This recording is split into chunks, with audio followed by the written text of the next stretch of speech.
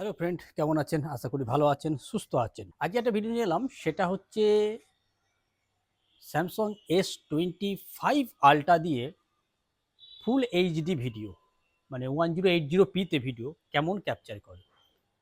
আমরা সবাই কি করি? মোটামুটি 4K তে ভিডিও শ্যুট করি। আদৌ 4K তে ভিডিও শ্যুট করার লাভ আর লোকসান কি? সেটাই আমি আজকে আপনাদের সামনে তুলে ধরব। যে 4K তে ভিডিও শ্যুট করে কি লাভ, কি লস, আর এইচডিতে ভিডিও করে কি লাভ, কি লস। মানে ফুল এইচডিও হয়, এইচডিতে এখন তার কেউ করে না। তো অনেক পুরনো ছিল, তারপরে এখন ফুল এইচডি। তো ফুল এইচডির ভিডিও করলে সুবিধাটা কি, আর 4K তে করলে সুবিধাটা কি, প্রথমে আগে সেটা দেখে নিই। 4K তে ভিডিও শ্যুট করলে পরে প্রথমে কি হয়, আপনার প্রচুর পরিমাণে কিন্তু ফোন গরম হয়, জায়গাও প্রচুর লাগে, এবং সেটাতে প্রসেসিং করতে পরেও কিন্তু হার্ডওয়্যারকে প্রচুর প্রেশার দিতে হয় মোবাইলের উপর। সে মোবাইলটা যদি একটু মোটামুটি আন্ডার 30,000 অ্যাবভের উপরে হয়, এবং জায়গাও প্রচুর লাগে, মানে প্লাস 1 জিবিতে চলে যায়। যদি আপনি 10-15 মিনিটের একটা ভিডিও করেন, তাহলে পরে 4-5 জিবি চলে যাবে। সে আইফোনে তো অনেক বেশি যায়, স্যামসাংয়ে হলে একটু কম যায়, মানে জিবিতে যাবে হয়তো। আইফোনে যদি আপনি 4 জিবি হয়, সেটা স্যামসাংয়ে হবে হয়তো 3 জিবি, কিন্তু যায় সেটা কি 4K ভিডিও শ্যুট করলে। আর এইচডিতে ভিডিওতে শ্যুট করলে কি হয়, আপনার জায়গা অর্ধেকের থেকেও কম লাগে।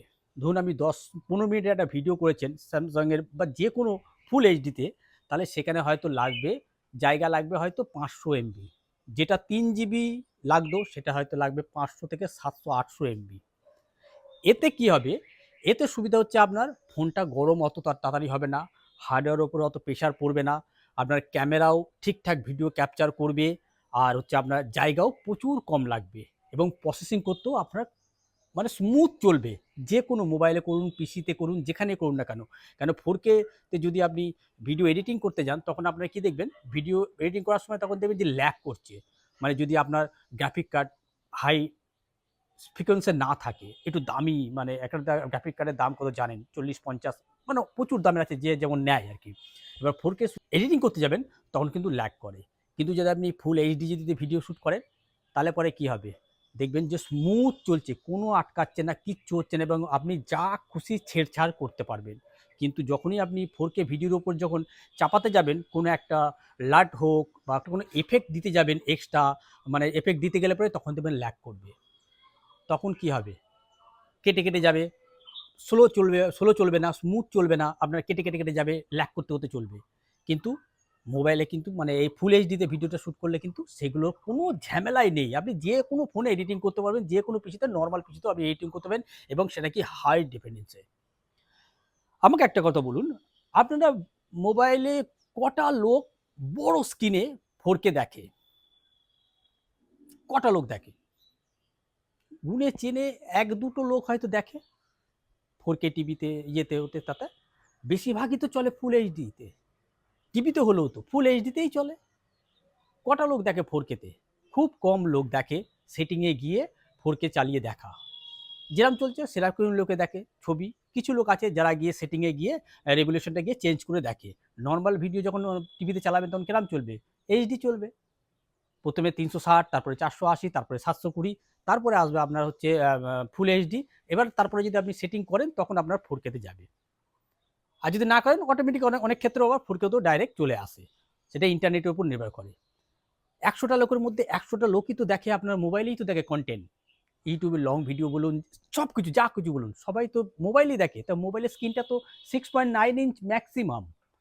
তো সেটাতে 4K-তে করা আর এইচডিতে করা দুটোর মধ্যে পার্থক্য অনেক থাকে। আপনি এইচডিতে ভিডিও করলে পরেও কি পার্থক্য কিচ্ছু বুঝতে পারবেন না। ফুল এইচডিতে ভিডিও করলেও কিছু বুঝতে পারবেন না। আর 4K-তে ভিডিও করলেও মোবাইলে তেমন কিছু বুঝতে পারবেন না। পার্থক্য কিন্তু খুব একটা যে আছে তা না। আছে, মোবাইলেও বোঝা যায়। যখন আপনি রেগুলেশনটা চেঞ্জ করবেন তখনই। তাছাড়া আপনি কিছু বুঝতে পারবেন না। তাহলে কিছু ভিডিও, ফটো, কিছু ভিডিও শ্যুট করি আমি ফুল এইচডিতে স্যামসাং S25 আল্ট্রা দিয়ে শ্যুট করব। আর সেটাকেই আমি যদি একটু কালার গ্রেডিং করে দিই, কন্ট্রাস্টটা যদি একটু বাড়িয়ে দিই, একটু কালার এদিক ওদিক করে দিই, 4K সমান ভিডিও ক্যাপচার করবে। তো চলুন আমি কিছু ভিডিওটা শ্যুট করি, তাহলে পরে দেখি 4K সমান ক্যাপচার করা যায় কি না স্যামসাং S25 আলট্রা দিয়ে ফুল এইচডি ভিডিওটাকে কি করে 4K ক্যাপচার করতে পারি কিনা, মানে 4K টাইপের ভিডিও করতে পারি কিনা কালার গ্রেডিংয়ের মাধ্যমে।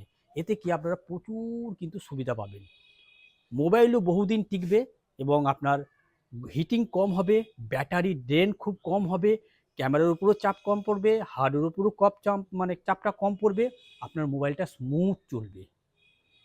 ওই জন্য আমি দেখুন আমি ভিডিও করি 4K-তে, এবার আমি জ্ঞান দিচ্ছি, আমি 4K-তে ভিডিও করে আমি হঠাৎ করে আমার মাথায় এলো যে আমার তো দেখি তো 6.9 ইঞ্চ ম্যাক্সিমাম, তাহলে সেখানে আমরা ফুল এইচডি ভিডিও ক্যাপচার করে আর 4K-তে ক্যাপচার করার মধ্যে পার্থক্যটা কী আছে, তার একটা ভিডিও করি। তো চলুন এবার যেটা শ্যুট হবে স্যামসাং S25 আলট্রার ফুল এইচডি, তো সেটিংটাকে দেখিয়ে দিই। এই হচ্ছে ক্যামেরা সেটিং, দেখতে পাচ্ছেন। ভিডিওতে গেলাম, দেখুন ফুল এইচডি কিন্তু আমার করাই আছে, দেখতে পাচ্ছেন ফুল এইচডি 30 fps। এবার এখানে যদি আপনি স্লো মোশন করেন তাহলে পরে আপনি কিন্তু 60 fps করতে পারেন, তাহলে কি স্মুথ মানে ল্যাগ করবে না, মানে যে 60 fps করলে পরে ফুল এইচডি। দেখুন আমি ফুল এইচডিতে এটা লক ভিডিও কিন্তু ফুল এইচডিতে করতে পারবেন। আর এখানে যদি ফুল এইচডির জায়গায় যদি এফডি করে দিই, এইচডি করে দিই, হাই ডেফিনেশন, দেখুন হাই ডেফিনেশনে যদি আমি কোনো একটা ভিডিও ক্যাপচার করি, দেখুন কতটা জায়গা কম লাগে। দেখুন আমি আপনাদের যা দেখাচ্ছি, দেখুন এটা আমি 2 সেকেন্ডের একটা করলাম, 4 সেকেন্ড চলে এলো, দেখুন এটা ক্যাপচার হলো ফুল এইচডিতে, মানে এইচডিতে শুধু হলো। এটা দেখুন কতটা নিয়েছে, দেখুন 1280 × 720, তাই তো, এটাই তো দেখতে পাচ্ছেন। জায়গা নিয়েছে কতটা দেখুন, 3.97, 4 সেকেন্ডের ভিডিও। দেখুন 4 সেকেন্ডের ভিডিও কত নিয়েছে, মানে 4 MB ধরে নিন। আচ্ছা এবার যদি আমি এটাকেই ফুল এইচডি করি, ফুল এইচডি করলাম, 60 fps করলাম, 4 সেকেন্ডে একটা ভিডিও করছি, দেখুন কেটে দিলাম 4 সেকেন্ডে। এবার দেখি এটা কতটা নিয়েছে, দেখুন 11.83 MB, ঠিক আছে 4 সেকেন্ডের ভিডিওতে। এইবার যদি আমি এই ভিডিওটাই যদি আমি আবার 4K-তে করি, দেখুন তো কত জায়গা নেয়, ফুল এইচডি 60 fps করলাম, দেখুন এবার 4 সেকেন্ড করব ভিডিওটা, কতটা জায়গা লাগে দেখুন, কেটে দিলাম এই ভিডিওটা। এবার দেখুন 30 MB, 30 MB, আর এটাতে করেছিলাম 11.30, মানে কত MB বলুন যে আপনার বাড়লো, এবার বলুন কত MB বাড়লো। তাহলে একটা ভিডিও ফুল এইচডি আর হচ্ছে আপনার নর্মাল এইচডিতে ভিডিওতে কতটা MB বাড়লো, 12 MB ধরে নিন ফুল এইচডিতে, সেটা 30 MB চলে গেল 4 সেকেন্ডের মাল করতে, আপনার হয়ে লেগে গেল হচ্ছে আপনার 30 MB, তার মানে 18 MB বেশি লাগলো। কেন? কেন হাই রেভলিউশন কন্ট্রাস্ট পুরো কুচি দিতে, মানে একদম নিগড়ে নিয়ে তবেই করেছে, 8K-তে করলে তো আরও। এবার হচ্ছে কথা, এবার আমি কিছু ভিডিও ফুটেজ ক্যাপচার করি আপনার ফুল এইচডিতে, তাহলেই আপনাদের পরিষ্কার হয়ে যাবে যে ফুল এইচডিতে কালার গ্রেডিং করে কিছুটা না হলেও, মানে পুরোপুরি তো যাবে না, কোথায় 4K আর কোথায় ফুল এইচডি, মানে ডবল মানে ডিফারেন্স থাকবে, কিন্তু কালার গ্রেডিং করে আপনি কিছুটা হলেও 4K সাথ করে নিতে পারবেন। আমি কিছুটা ভিডিও শ্যুট করি, তারপরে আমি সেটাকে কালার গ্রেডিং করে আপনাদের দেখাই। Full HD 60 fps, full HD 60 fps set করা আছে, দেখতে পাচ্ছেন। এবার এইবার যদি আমি দেখি, সঙ্গে আমি নিজের ফেসটাও কিন্তু আসবো, মানে আমি আমার ফেসও নিয়ে আসবো, তাহলে আরও ভালো বুঝতে পারবেন, দেখতে পাবেন। এবার যদি দেখুন আমি ফুল এইচডিতে আমি আমার ক্যামেরাটাকে নিয়েছি, দেখুন এটা iPhone 16 Pro Max, যেটা কিন্তু 4K দিয়ে শ্যুট হচ্ছে। এবার যদি আপনাদের আমি দেখাই,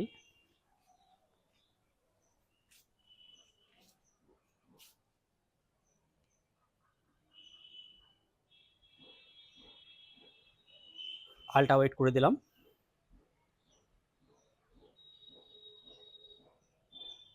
এবার যদি আমি নিজেই ব্যাক ক্যামেরায় চলে আসি, দেখে নিলেন মোটামুটি আপনাদের আমি একটু আশপাশটা দেখিয়ে দিই, আকাশের কালার, এটা গাছপালা সবুজ পুরো, এখন চারিদিক সবুজ দেখতেই পাচ্ছেন। আর ওইখানে রয়েছে আপনার হচ্ছে একটা নতুন গাছ দেখা যাচ্ছে আর কি, মানে আপনার কি বলে নতুন লাল লাল পাতা হয়েছে গাছের, একটু দেখিয়ে দিই। ভিডিওটা হয়তো লম্বা হবে কিন্তু আপনাদের অনেক কাজের হবে। দেখতে পাচ্ছেন ওই যে, দেখুন এখানে যদি আমি একটু জুম করি, জুম হয়তো ভালো এইচডিতে লাগবে না, নেবে না। দেখুন জুম করলাম 4.2 অবধি জুম করেছি। 5x হলে পরে কিন্তু ডিজিটালে চলে গেল এবং ক্যামেরা চেঞ্জ করলো। এবার আমি আস্তে আস্তে নিচের দিকে নিয়ে আসছি, আল্ট্রা ওয়াইড করে দিলাম। এবার যদি আমি নিজে আসি, দেখুন তো, এবার দেখুন আমার চেহারাটা দেখুন, ঘাম। এখন আমি ছাওয়াতে রয়েছি। এবার যদি আমি আস্তে আস্তে রোদের দিকে যাই, ভিডিওটা কতক্ষণ শ্যুট হলো আগে দেখে নিই। 12 মিনিট হয়ে গেল, অনেকটা হয়ে গেল। এবার ধরুন যদি আমি আপনাদের দেখাই, দেখুন কেমন নিয়েছে। স্যামসাংয়ের একটা জিনিস আছে কি বলতে, জামার মানে এই যে কালারটা না, আমার এই কালারটা কিন্তু লাল। দেখুন আইফোনে কিন্তু অনেকটা লালই নিয়েছে, কিন্তু স্যামসাং কিন্তু পুরো অন্য কালার করে দেয়, একটু অরেঞ্জ টাইপের করে দেয়, কালার ঠিক রাখে না। এর জন্যই কিং আইফোন ভিডিওগ্রাফিতে। এটা ছাওয়াতে আমি আছি। এবার যদি আমি আস্তে আস্তে রোদে যাই, দেখুন তো কেমন নিয়েছে, তাহলে আরও বুঝতে পারবেন ভালো। দেখুন একবার, রোদ তো না, মেঘলা ওয়েদার, একটু দেখে নিন কেমন নিয়েছে। আমি যদি এই গাছের পাতাগুলোকে সঙ্গে নিই, তাহলে আল্ট্রা ওয়াইডে করা আছে কিন্তু, হ্যাঁ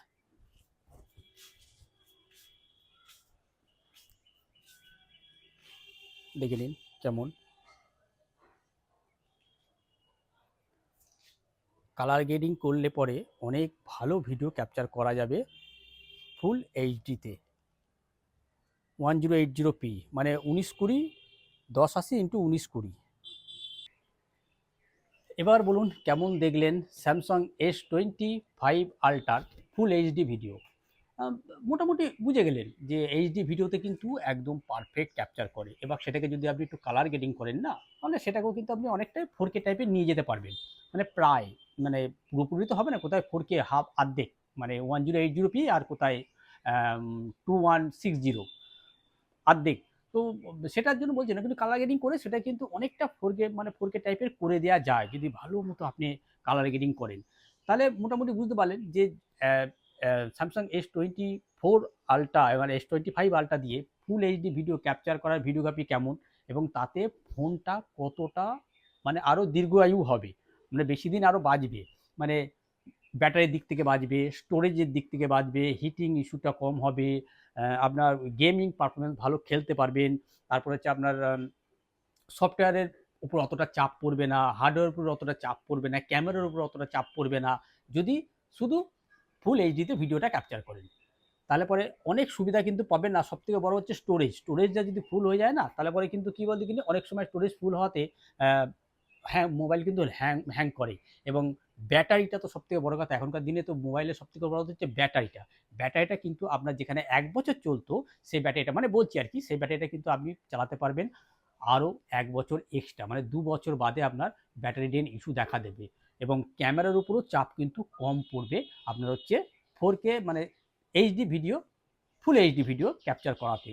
তো মানে সুবিধাই সুবিধা, এই হচ্ছে কথা। আর আপনি দেখবেন তো এই তো স্ক্রিন, এই স্ক্রিনে 4K আর মানে ফুল এইচডিতে ভিডিও দেখলে পরে আপনি পার্থক্য খুব একটা খুঁজে পাবেন না।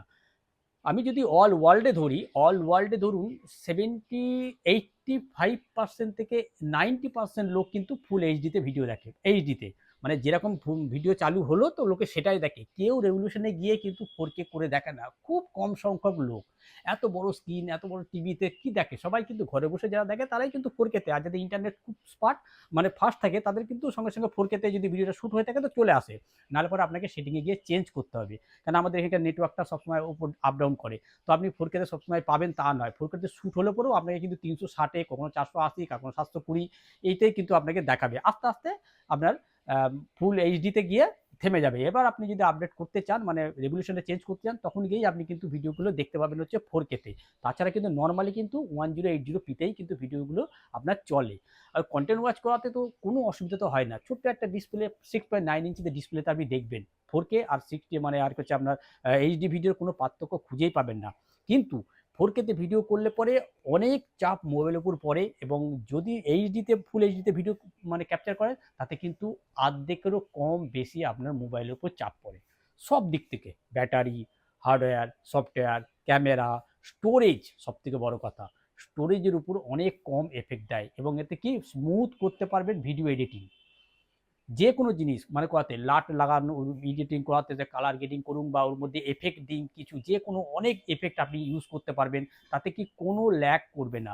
নর্মালি স্মুথ কিন্তু আপনি ভিডিও এডিটিং করতে পারবেন যদি ফুল এইচডিতে ভিডিও শ্যুট করেন। তো মোটামুটি বুঝতে পারলেন যে স্যামসাং S25 আলট্রাতে কেমন ক্যাপচার করে হচ্ছে আপনার ফুল এইচডি ভিডিও, সেটা আপনাদের সামনে তুলে ধরলাম। তো আশা করি ভিডিওটা আপনাদের ভালো লেগেছে। যদি ভিডিওটা ভালো লেগে থাকে অবশ্যই একটা লাইক আর চ্যানেলটাকে সাবস্ক্রাইব অবশ্যই করবেন। দেখা হবে এই টাইপের অন্য একটা কোনো ভিডিওতে। ততদিন ভালো থাকবেন, সুস্থ থাকবেন। Good bye.